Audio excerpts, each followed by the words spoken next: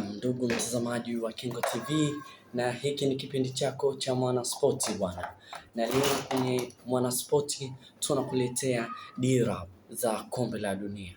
Kombe la dunia nikiliongelea FIFA World Cup bwana. Leo Disemba 5 draw itaenda kupangwa pale majira ya saa 2 usiku kwa saa za Afrika Mashariki.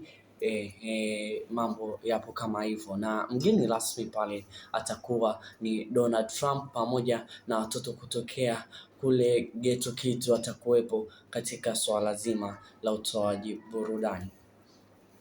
Kwa kifupi, kombe la dunia la FIFA la mwaka 2026 ambalo linatangazwa kama FIFA World Cup 26 litakuwa la dunia, yani kwa maana ya kombe la mara 23 ama ni shindano tangu kuanzisha kwake litakuwa ni la 23 kombe hili la dunia. Na kombe la dunia ni michuano ya soka ya wanaume yanayoshindanisha timu za mataifa mbalimbali ambavyo ni wanachama wa FIFA katika baada ya kila miaka minne.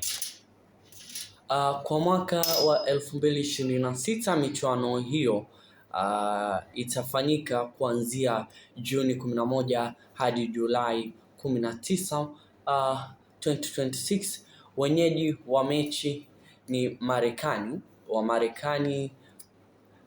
huku Canada na Mexico watakuwa wenyeji wasaidizi wa michuano hiyo. Itakuwa ya kwanza kuandaliwa na mataifa matatu, na ni historia ambayo itaenda kuandikwa hapo 11 Juni, siku ya kwanza ambapo mechi hizo baada ya kupangwa leo kwenye draw tutajua mataifa gani yatapangwa hapo.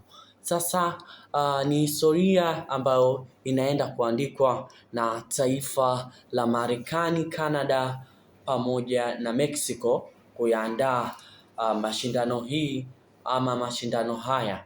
Kwa ukubwa ni mataifa matatu, na tukirejea mtazamo wa nyuma, mwaka 2022 tuliona ukubwa wa World Cup ilivyoandaliwa na nchi ya Qatar. Sasa matarajio yetu yatakuwa ni marudufu kabisa.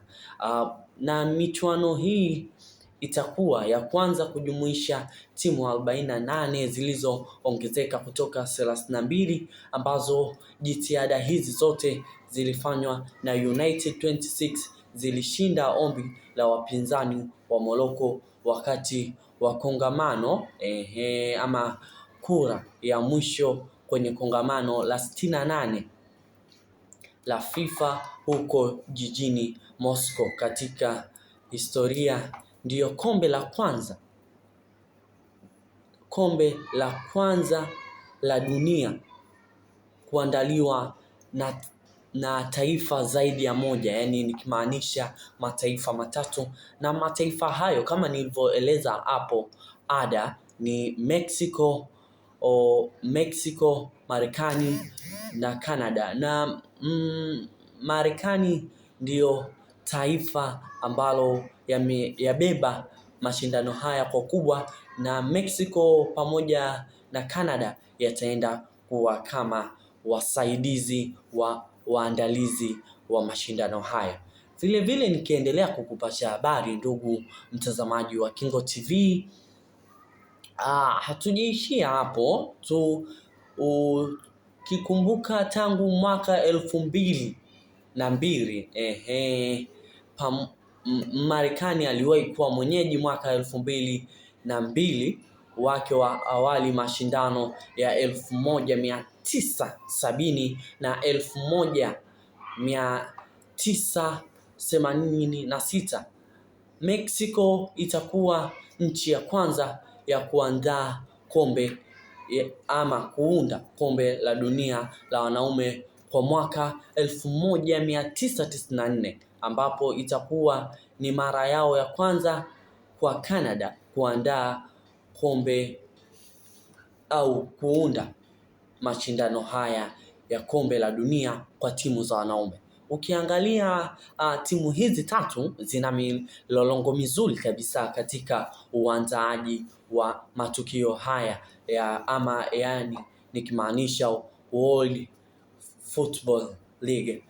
Ukiangalia Marekani yupo tangu mwaka 2002 na Mexico alikuwepo tangu mwaka 1970 na mwaka 1986.